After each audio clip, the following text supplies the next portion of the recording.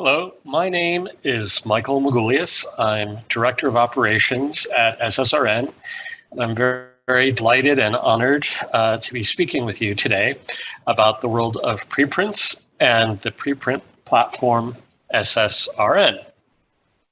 Now, you might have heard more about preprints in the past year or so than ever before, and that's largely because of the need for research about COVID-19.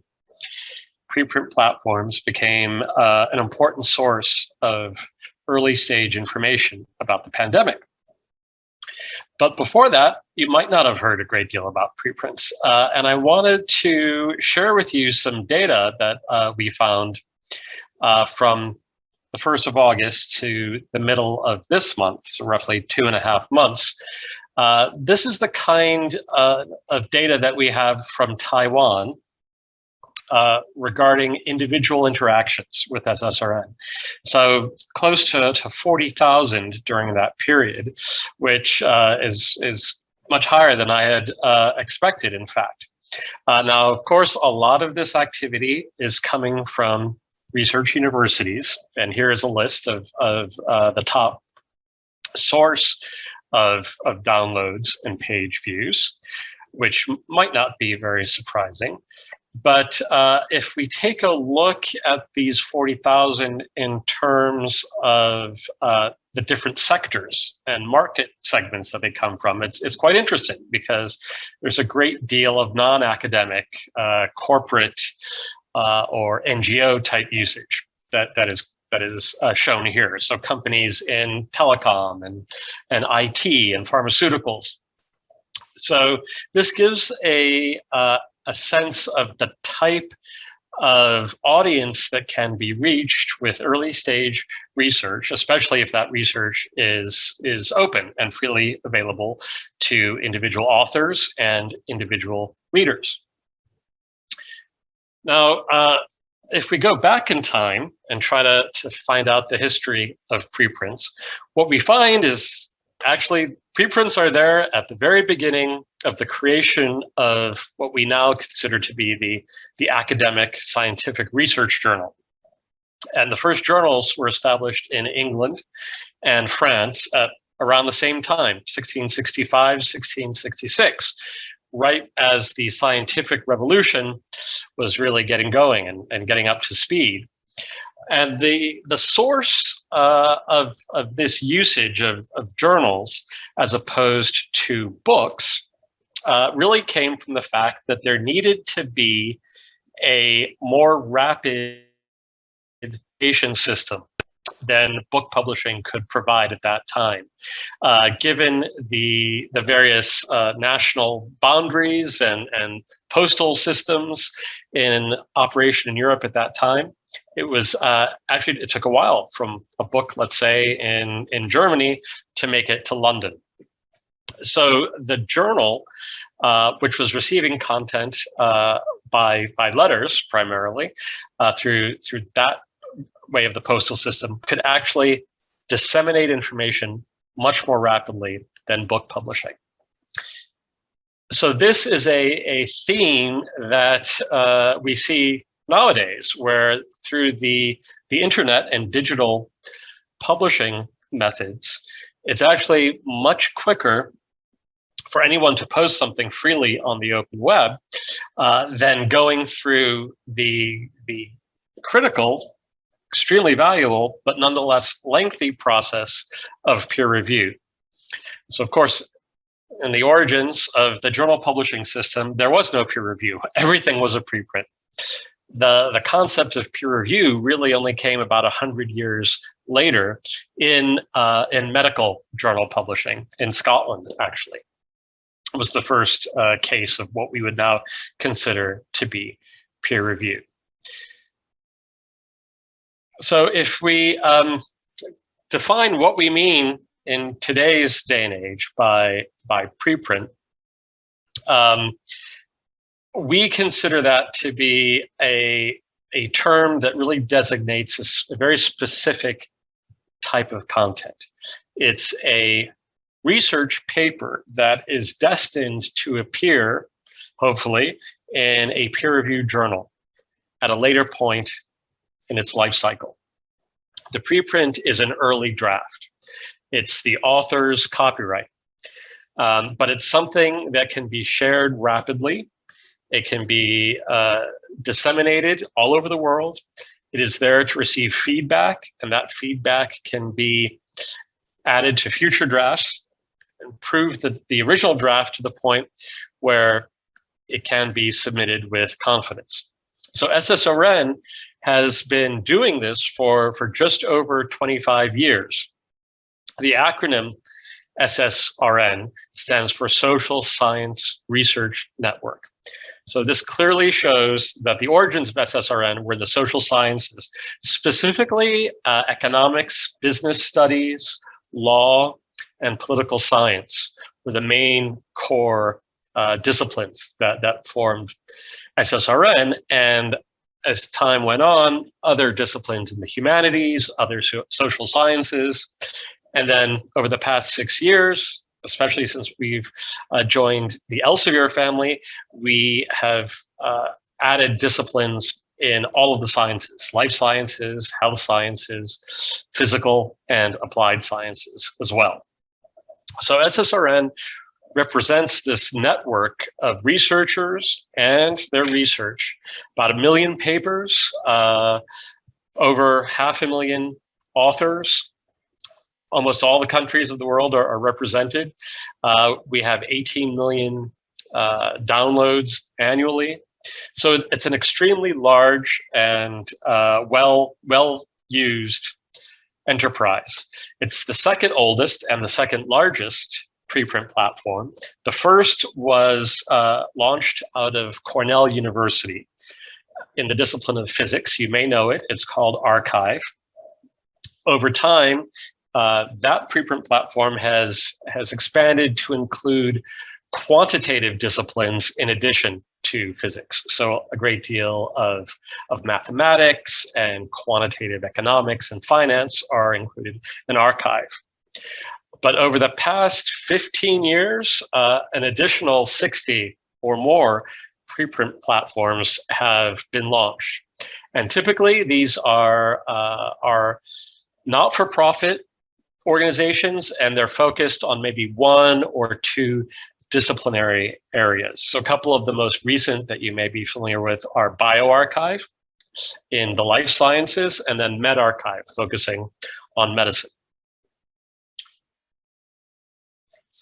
So there's a dual aspect to a preprint platform. On the one hand, it's a community and repository for readers. It's a place where papers, and primarily we're talking full text papers, although there's some abstracts only as well, but it's primarily full text papers that can be read and searched, and you can find them if you're doing a search on Google or Google Scholar as well. But it's also a place for authors to submit their research, have it disseminated, engage in dialogue with other interested peers and colleagues. And then very importantly, for the metric-driven age that we're in, we can also deliver metrics about this usage to the individual authors and to their institutions. So preprints, as we discussed, have typically not yet been peer-reviewed or published in a peer-reviewed journal. However, Ssrn is a little unique in that it takes a very broad definition of research. So it isn't simply an early version of a research paper in every case. We have many types of content that take the form of opinion papers, white papers, book chapters for reference books, master's theses, PhD theses, white papers, I might have mentioned, slides, infographics, audio files. So we take a very open approach to research. And one of the functions that we like to provide is to offer a space where content will be archived. It won't simply disappear over time, and also to offer a place where material that might not be discoverable because it isn't coming out in a journal can nevertheless be accessed and read. So just a quick roundup of the benefits. We offer the ability for authors to showcase their activity and to provide metrics around that activity in a way that helps them demonstrate their productivity and also the social impact of their work. They can say, look, all of these institutions or these news organizations have seen my research, so there is a wider impact on society that my research is having beyond what you might see in citations in other peer-reviewed journals. It allows authors to establish the priority of their research, their intellectual property. These papers are publicly available and they are time-stamped as well. So extend the life cycle of research. So in the social sciences, it is not unusual for a paper to take 2, possibly even 3 years from the point of submitting to a journal to being published. That's a very long time. So what preprint platforms do is they extend the availability and the early life of a paper so that more awareness is driven. And we've actually seen some data published in the literature. Microsoft academic researchers have recently put out a study over the entire preprint space over the past 30 years. And they have shown that there's a significant increase in citations for papers that have a preprint version versus papers that exist only when the published peer-reviewed version comes out. So roughly 7 times more citations per paper for papers that have this preprint version. Ssrn has seen a dramatic growth in the number of researchers who are using our site. That's roughly 150%. And there's a very, very strong correlation between papers that are placed on preprint platforms and their eventual publication. So overall, Microsoft Academic determined basically 40% of all preprints end up being published. In certain disciplines, it's much higher. This chart gives you a sense of the growth over time and by discipline for some of the main areas I've been discussing. So this blue line is physics, and that growth is very much reflective of the early existence of archive and its strength in the disciplines of physics and mathematics. Similarly, Ssrn in economics is this red line shows significant growth early in the 90s as well in economics. So let me give you a little sense of how the process would work for your researchers who are placing papers on Ssrn. So Ssrn has its own submission site. It's fairly straightforward. So authors submit a paper. We have a team of human editors who are processing the paper. So we use the term processing so that it doesn't get confused with peer review. It is not peer review.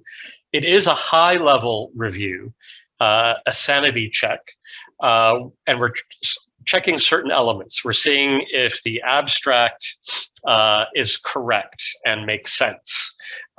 We are looking at the authors and their affiliations. Does the content of the paper itself meet the explanation of the abstract? Is it appropriate? We check the copyright. Are ethics statements, when necessary, provided? Is there a conflict of interest statement?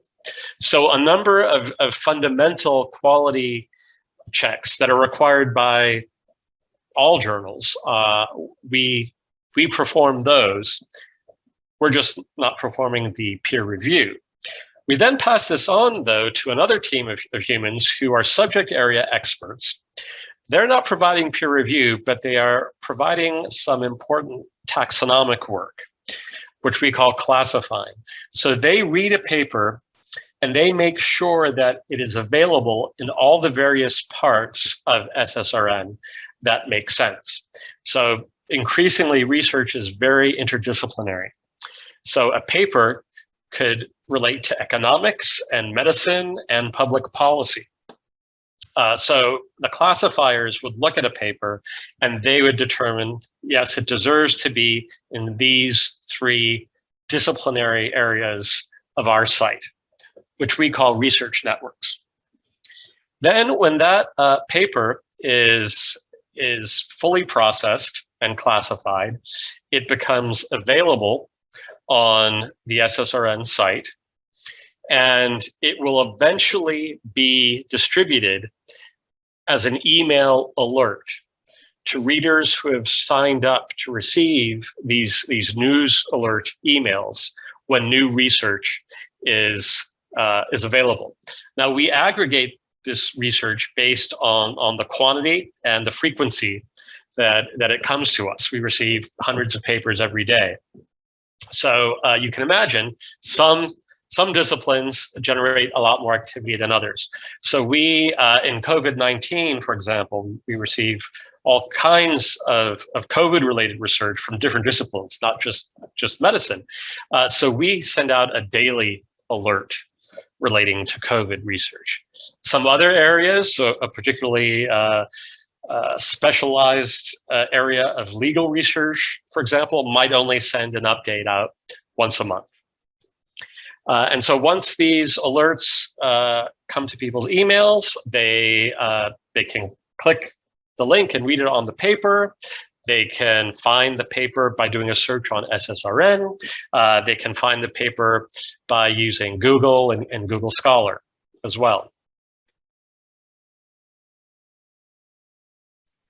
One of the things that Ssrn also does, in addition to the quality checking I wanted to mention, is that we also provide important metadata that can help track the course of the paper over its future life.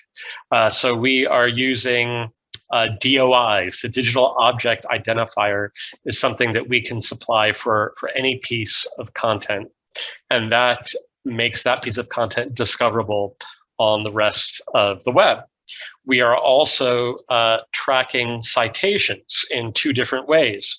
We are tracking the citations to papers on Ssrn by other papers on Ssrn.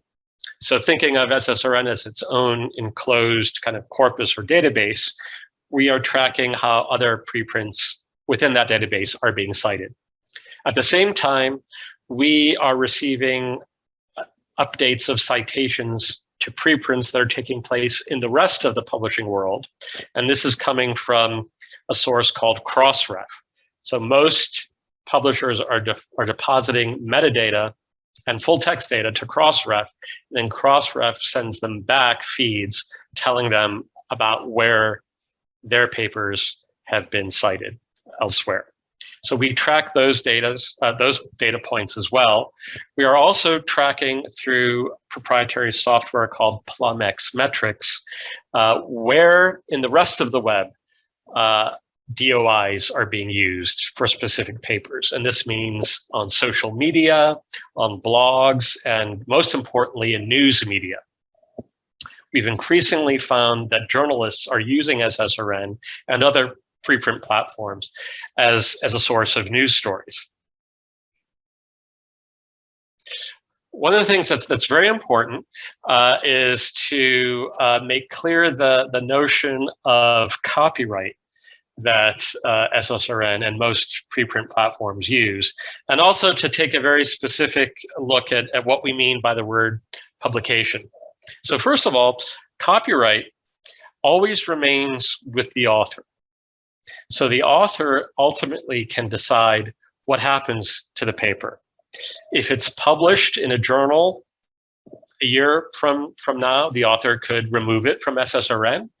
The author could send us a link saying, could you put this link into the final version of the paper, which publishers call the version of record, or it can just leave it as it is. The placing of a paper on Ssrn simply means that Ssrn has non-exclusive rights to distribute that paper. The copyright is not transferred to Ssrn or any other entity, the way it does work in the world of journal publishing.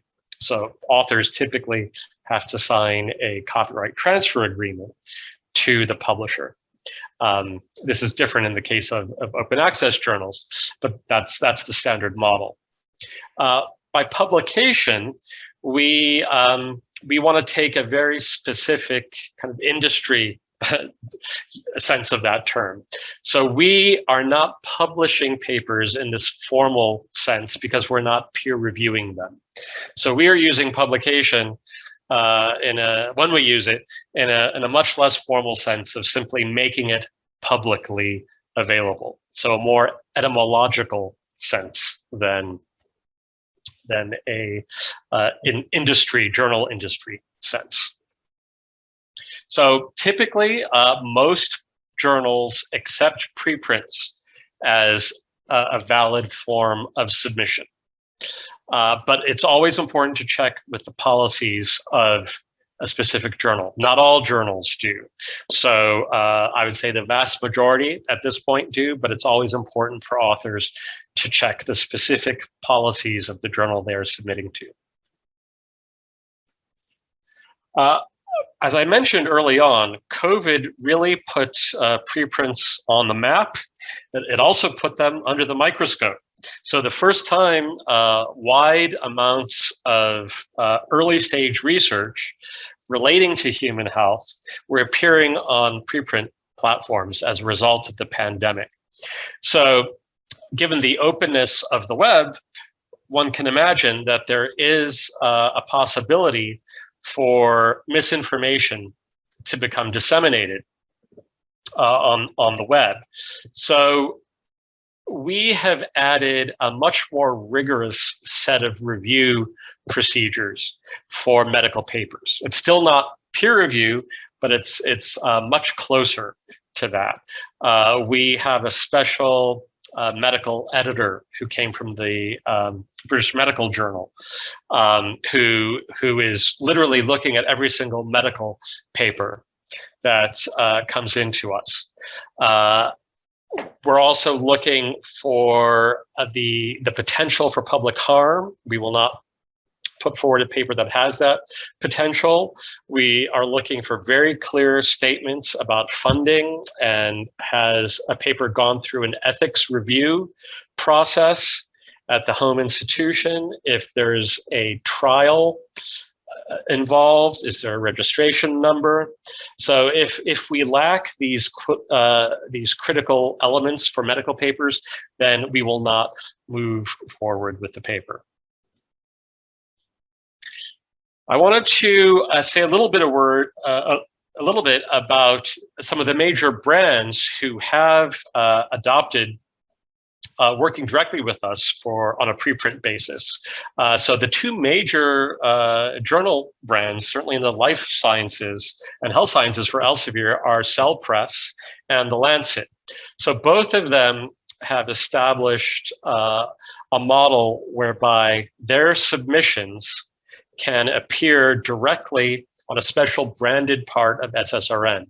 So for Cell Press, it's called Sneak Peek.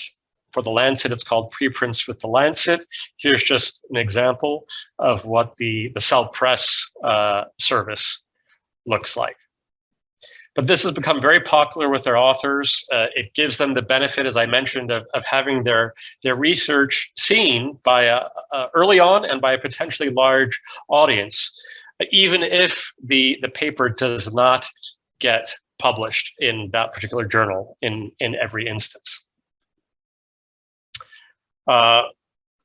Something particularly exciting and very new, and really kind of the genesis of my presentation, is that Scopus has now begun incorporating preprint information in a part of the Scopus database. So now researchers who have author profiles on Scopus can also have links to their preprints on Ssrn and the other major preprint servers. So close to 1 million preprints over the past 4 years have been loaded into Scopus so far. And 170,000 of those are coming from Ssrn. Just to give you a sense of the other kinds of organizations Ssrn has worked with, we have what's called a freemium model. So individuals can use the service for free. We do have a paid model aimed at institutions. And what this means is departments within universities, other research organizations such as nonprofits, or even companies that perform research, they can create their own branded area for their early research, similar to what Cell Press has done. So we've worked with a number of universities. Here's a list. We work with the Kaufman Foundation for Entrepreneurship. That's a nonprofit foundation dedicated to a specific topic. We work with different schools such as law schools, business schools, economics departments. The European Central Bank is another example. And this is a little bit unique to Ssrn, where we have these direct institutional relationships. So it's not purely individual researchers. This is a little bit of what the service looks like for institutions. The company Standard & Poor's has what we call a research paper series. So research related to them on Ssrn is aggregated, and we create an informal electronic journal space on the site. And subscribers can come and receive updates from this electronic journal. So that is the end of my presentation. I hope it was a useful introduction. I'm very happy to answer any questions you may have. My email address is at the bottom here. So I hope you found that productive. I certainly appreciate the opportunity to speak with you. And I hope to hear from you in the future. Thank you very much.